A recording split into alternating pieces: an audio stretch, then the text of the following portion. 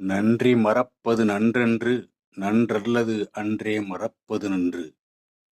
நன்றி மறப்பது நன்றன்று. நன்றி மறப்பது அறமல்ல. நன்றி மறப்பது தர்மமல்ல. தமிழர்கள் நன்றி உணர்விற்கும் விசுவாசத்திற்கும் பெயர் போனவர்கள். தமக்கு ஒருவர் நன்மை செய்தால் அவருக்காக உயிரையும் கொடுக்கும் பண்பு தமிழர்கள் கொண்டிருந்தார்கள். மகாபாரதத்துல கர்ணன் துரியோதனன் நட்பை ஏன் அவ்வளவு தூரம் பாராட்டுறோம்?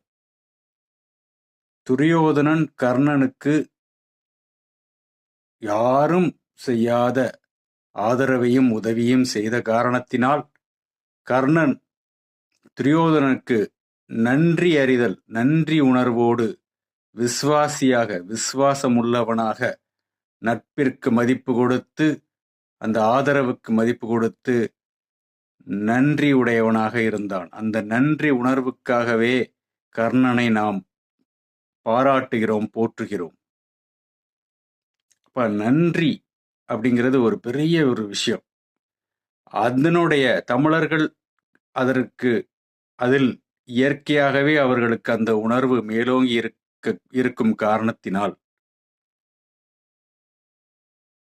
உழவுக்கு வாழ்வாதாரத்திற்கு ஒரு நாட்டிற்கு முதுகெலும்பாக இருப்பது விவசாயம். அந்த விவசாயத்துக்கு பேருதவியாக இருப்பது பசுக்களும் காளைகளும். அந்த பசுக்களையும் காளைகளையும் கொண்டாட வேண்டும் என்பதற்காகத்தான் மாட்டுப் பொங்கல்னு ஒன்று வச்சு தன்னுடைய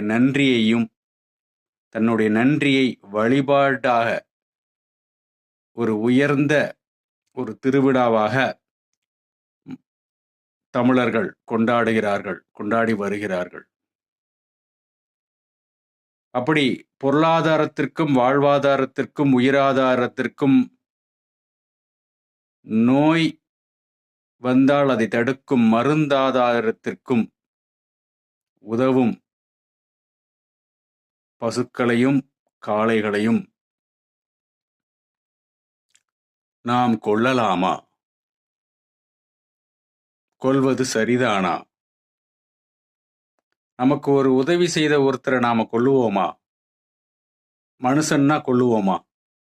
அப்புறம் எதுக்கு பசுக்களையும் காளைகளையும் கொல்லணும்? இந்த நாக்க திருப்திப்படுத்துறதுக்காக.